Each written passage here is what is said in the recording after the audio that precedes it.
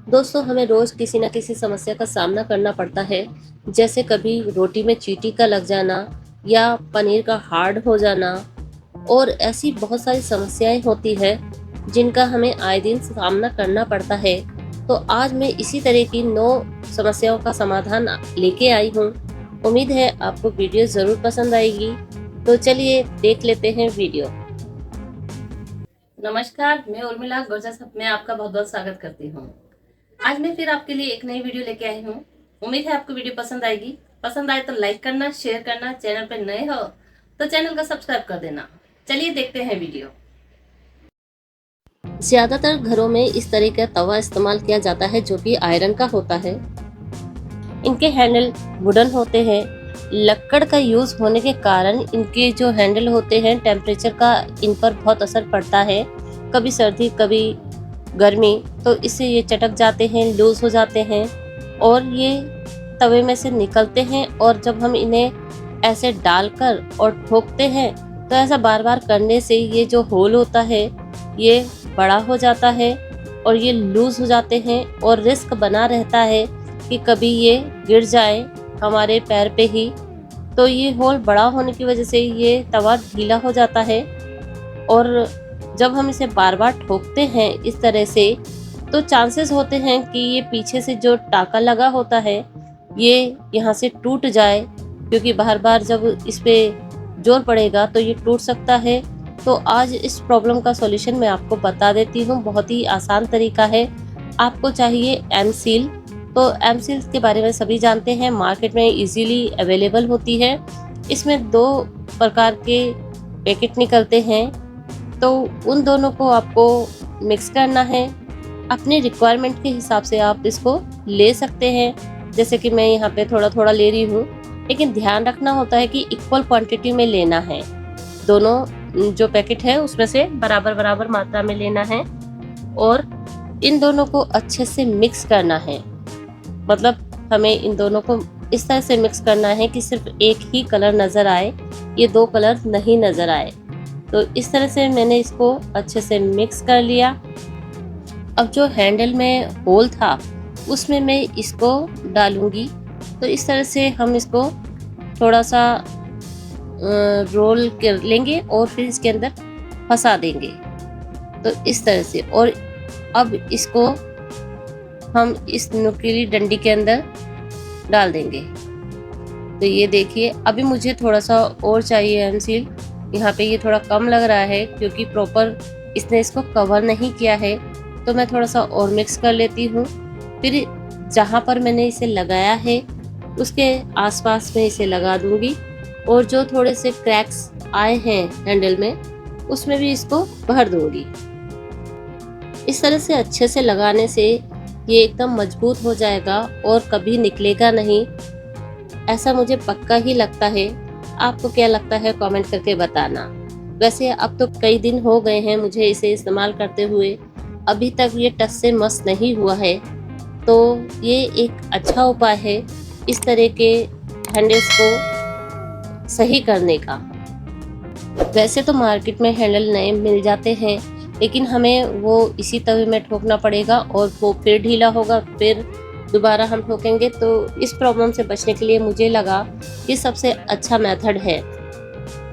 अब tips number 2 में ये मेरी एक पूरी निकालने की झर है जो कि मुझे बहुत पसंद थी, लेकिन इसका हैंडल भी निकल चुका है, आप देख सकते हैं।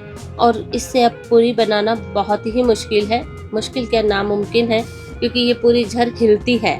तो मुझे दिक्कत होने लगी है, तो मैंने इसका भी उपाय सोचा।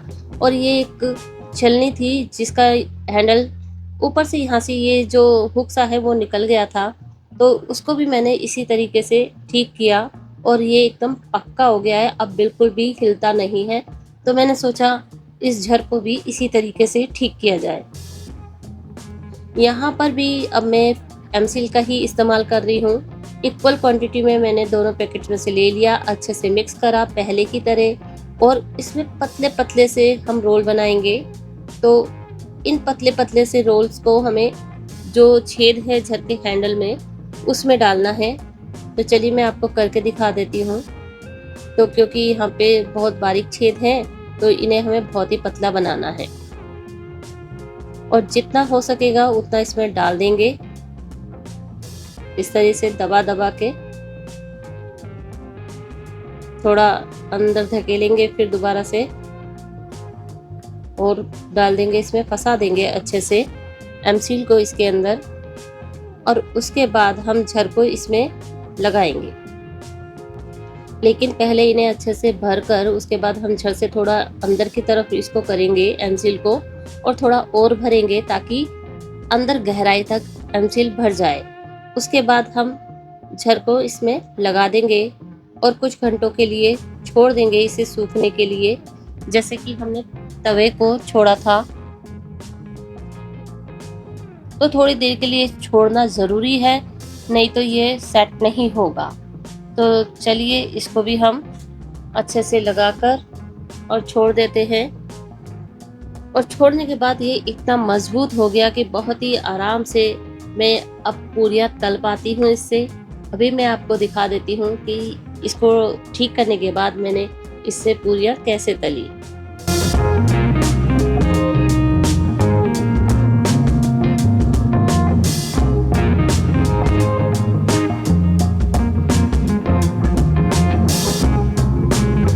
टिप नंबर 3, कभी कभी हम जब घर पर पनीर बनाते हैं उसे कपड़े में लटका कर रखते हैं और रख कर भूल जाते हैं, तो पनीर कुछ इस तरीके से सूख जाता है। या कभी कभी हम फ्रिज में बिना ढके रख देते हैं, तब भी पनीर इसी तरीके से सूख जाता है। तब हम क्या करेंगे, पनीर को छोटे छोटे टुकड़ों में कट कर लेंगे, जैसा कि हमें सब्जी में डालना है उसी तरह कट करेंगे। सिर्फ आप देख सकते हैं काफ़ी हार्ड हो गया था पनीर। इसको अब हम सॉफ्ट बनाएंगे, तो उसके लिए सबसे पहले हम पानी गरम कर लेंगे। तो जब पानी अच्छे से गरम हो जाएगा तो उसके अंदर हम ये पनीर के पीसेस डाल देंगे और गैस को ऑफ कर देंगे। बस पानी के अंदर ही हम इसको छोड़ देंगे। जैसे कि अभी आपने देखा कैसे पीला पीला सा पनीर हो गया था सूख कर, तो ये सब ठीक हो जाएगा। तो पानी के अंदर थोड़ी देर हमें रखे रखना है। उसके बाद हमें पानी बाहर निकाल देना है, मतलब लगभग हम 15-20 मिनट रखेंगे पनीर को। उसके बाद सारा पानी निकाल देंगे। आप पनीर को छलनी में छान भी सकते हैं। तो अब आप देखेंगे कि पनीर एकदम सॉफ्ट हो गया है। अब सब्जी अच्छी बनने वाली है, कोई टेंशन नहीं है। उम्मीद है आपको पनीर को सॉफ्ट करने का ये तरीका अच्छा लगा होगा। आप कमेंट करके बताना आपको सबसे अच्छी टिप कौन सी लगी। वीडियो को लाइक करना अगर वीडियो पसंद आए तो। टिप नंबर 4, कभी कभी क्या होता है हम रात को छोले भिगोना भूल जाते हैं या अचानक हमारे घर में मेहमान आ जाते हैं। इतना समय नहीं होता कि हम छोले घंटों तक भिगो के रखें। तब हम क्या करेंगे, छोलों को अच्छे से धो लेंगे। उसके बाद पानी को अच्छे से बॉईल करेंगे। पानी को बहुत ही तेज़ उबालना है। अब किसी कैसरोल में जो हॉट केस होते हैं उसमें छोलों को हम डाल देंगे धोने के बाद, और उबलता हुआ पानी इन छोलों पर डालेंगे। और हो सके तो आप इसमें थोड़ा सा मीठा सोडा डाल लें। मेरे पास अभी मीठा सोडा नहीं था तो मैंने वो नहीं डाला है, सिर्फ गर्म पानी डाला है। तो आप चाहे तो नमक और मीठा सोडा भी डाल सकते हैं और इसको ढक कर रख देंगे आधे घंटे के लिए। तो आधा 1 घंटे बाद आप देखेंगे तो आपके छोले सॉफ्ट हो जाएंगे। आपको 6-7 घंटे तक भिगो कर रखने की ज़रूरत नहीं है छोलों को। तो मैं आपको खोल के दिखा देती हूँ छोले कैसे सॉफ्ट हो गए हैं। ये देखिए छोले कितने आसानी से टूट रहे हैं। अब ये आसानी से बन जाएंगे जल्दी से। तो उम्मीद है ये टिप भी आपको पसंद आई होगी। टिप नंबर 5, तो इसमें अगर आपके पास कोई टूटा हुआ कंघा हो तो उसका आप इस्तेमाल कर सकते हैं। मेरे पास ये कंघे हैं, ब्रश के साथ है जो कि कलर के साथ आया था, और एक ब्लेड लिया है मैंने। तो ये कंघा यूजलेस पड़ा है मेरे पास, तो मैंने सोचा क्यों ना इसी का इस्तेमाल करूं। आपके पास कोई टूटा हुआ कंघा हो तो उसका भी इस्तेमाल कर सकते हैं, या कोई भी यूजलेस कंघा हो उसका भी इस्तेमाल कर सकते हैं। तो यहाँ पे मैंने ग्लू गन की हेल्प से इसको यहाँ पर चिपका दिया है और हमारा ये एक टूल बन गया है। अभी मैं आपको इसे यूज़ करके दिखाती हूँ कि इसे यूज़ कैसे करना है। तो आप अगर आपके पास ग्लू गन नहीं है, फेविक्विक का भी इस्तेमाल कर सकते हैं। ये मेरे पास एक कार्डबोर्ड बॉक्स है जिसका इस्तेमाल मैं करती हूँ। इसमें टेप रखने के लिए। तो यहाँ पर मेरे पास कई तरह की टेप है जिनको मैं इसमें रखती हूँ। तो अब मैं क्या करूँगी, इस बॉक्स को खाली करके इसमें होल करूँगी। तो यहाँ पर मैंने होल कर लिया है, एक इधर और एक इसके अपोजिट। तो यहाँ पे मैंने ये जूड़ा में लगाने वाला जो स्टिक होता है इसका इस्तेमाल किया इसमें होल करने के लिए। तो इससे इजीली होल हो जाता है। अब मेरे पास एक पेंसिल है, मैं उसका इस्तेमाल करूँगी और जितनी भी मेरी टेप हैं तो उन सबको मैं पेंसिल में डाल के इस बॉक्स में लटका दूंगी। आप पेंसिल की जगह किसी भी स्टिक का इस्तेमाल कर सकते हैं, खराब पेन का इस्तेमाल कर सकते हैं और कार्डबोर्ड के हिसाब से आप इसे कट कर सकते हैं। मैंने तो यहाँ पे लंबी ही छोड़ रखी है फिलहाल आपको दिखाने के लिए। तो यहाँ पे हमारे पास टेप तो डल गई है। अब मैं आपको दिखाती हूँ जो मैंने टूल तैयार किया था उसका इस्तेमाल कैसे करना है। तो यहाँ पर जब हमें कभी टेप काटनी हो तो अपनी रिक्वायरमेंट के हिसाब से हम टेप ले लेंगे जितनी भी हमें कट करनी है। और जो हमने ये टूल तैयार किया है उससे हम इसको कट कर लेंगे। आप देख सकते हैं कितनी आसानी से टेप कट गई है। तो ये तो चौड़ी वाली टेप थी, हम बाकी टेप को भी इसी तरह से काट सकते हैं। टेप के सिरे को हमेशा अंदर की तरफ फोल्ड करके रखें ताकि हमें अगली बार उसे ढूंढने में दिक्कत ना हो। तो अब यहाँ पर ये मैं ब्लैक वाली टेप भी काट के दिखा देती हूँ। ये देखिए कितनी आसानी से कट गई है। तो आप इस तरीके से टूल बना के किसी भी तरह की टेप को आसानी से कट कर सकते हैं और बाद में इस बॉक्स के अंदर ही मैं इसे रख दूंगी। जब भी मुझे किसी टेप की ज़रूरत होगी तो मैं इस बॉक्स को खोलूंगी, आसानी से मैं टेप कट भी कर लूँगी। तो ये एक टेप कटर मशीन मेरी तैयार हो गई है फ्री में। उम्मीद है आपको पसंद आई होगी। बस ये फालतू की पेंसिल जो थी मैंने बाद में कट कर दी। अब है आइडिया नंबर 6। जब मैं घी का पाउच लेती हूँ या इस तरह का कार्डबोर्ड बॉक्स लेती हूँ तो मैं उसको जहाँ पे भी खाना पक रहा होता है, कुकर, कढ़ाई या तवे के पास रख देती हूँ ताकि घी आसानी से निकल पाए।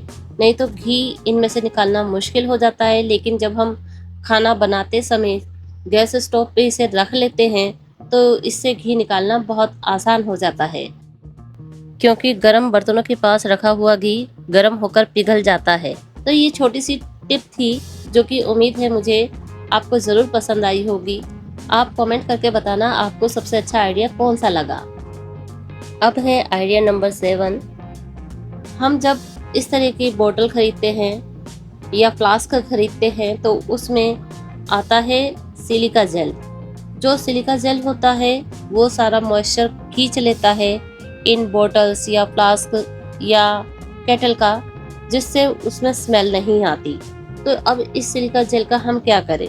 जब हम बोतल को यूज़ करना बंद कर देते हैं, जैसे गर्मी आती है तब हम इस तरह की बोतल को यूज़ करना बंद कर देते हैं, तब हम इसको इनमें डाल के रख सकते हैं। इससे क्या होगा, जब हम नेक्स्ट टाइम इसको खोलेंगे तो स्मेल नहीं आएगी।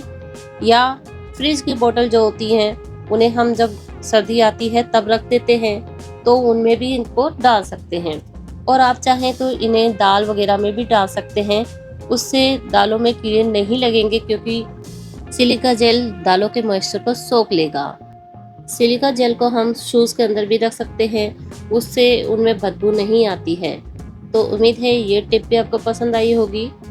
टिप नंबर 8, हमारे पास ऐसे छोटे छोटे ग्लास रखे रहते हैं तो उनका हम क्या करें, क्योंकि बच्चे तो बड़े हो गए, अब इतने छोटे ग्लास में कौन पानी पिएगा।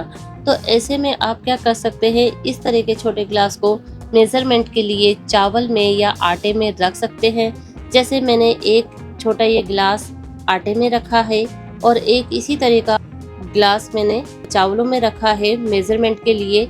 इससे क्या होता है, हमारा जो मेजरमेंट है बिल्कुल ठीक होता है। हमें हर बार सोचना नहीं पड़ता कि कितना हम आटा तैयार करें या कितने चावल पकाएं।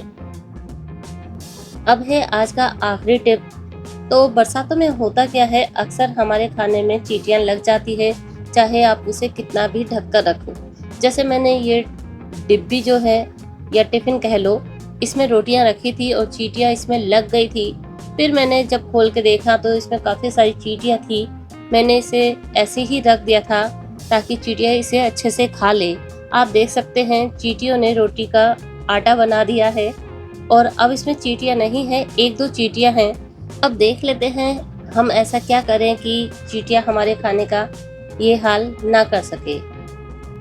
हम एक प्लेट या थाली ले लेंगे और उसमें थोड़ा पानी डाल देंगे। थोड़ा नहीं, इतना पानी डालना है कि उसमें हम अपना रोटी का कैसरोल रखें तो पानी बाहर ना आए और काफ़ी भी हो। अब चींटियां इस पानी को पार करके हमारी रोटियों तक नहीं पहुंचेगी। तो आप जो भी अपना कैसरोल रखें, रोटी का डिब्बा रखें, वो पानी भरी प्लेट या थाली में ही रखें, तो चींटियां कभी नहीं लग पाएगी। तो उम्मीद है आज की वीडियो आपको पसंद आई होगी। पसंद आई है तो वीडियो को लाइक करना, शेयर करना, चैनल पर नए हो तो चैनल को सब्सक्राइब करना, बेल आइकन को भी प्रेस कर देना ऑल पर रखकर, ताकि आपको मेरी आने वाली वीडियो की जानकारी टाइम पर मिल पाए। मिलते हैं अगली वीडियो में, तब तक के लिए बाय।